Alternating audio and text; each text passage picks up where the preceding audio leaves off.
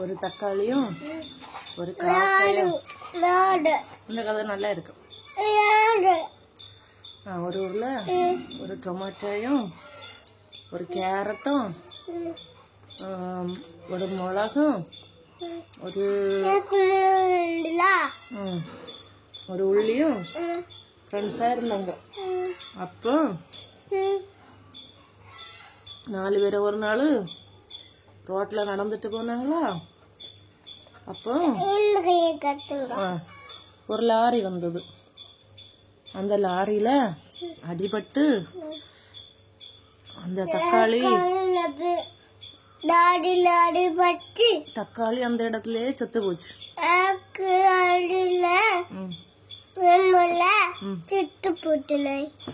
பிறகு உடனே மிளகும் உள்ளியும் கேரட்டுமா நின்று நல்லா அழுதாங்க. அப்படியே தக்காளிய அழுதுட்டு அப்படி போனாங்களா. அப்ப ஒரு இடத்துல போகும்ப ஒரு பெரிய பள்ளம் இருந்து அங்க ஒரு குண்டு பெருசா இருந்து அதுல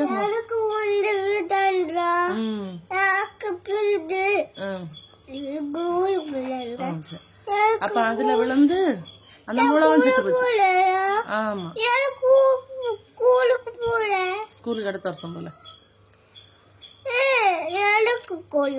சரி போல என்ன லீவு.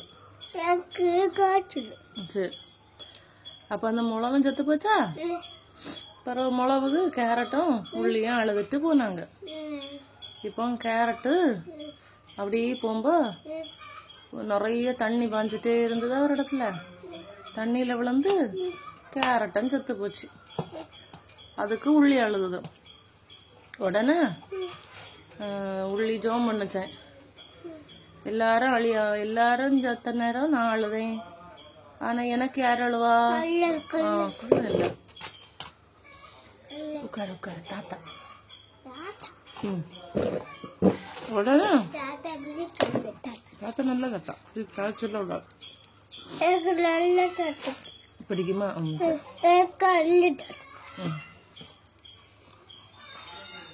உடனே தக்காளியா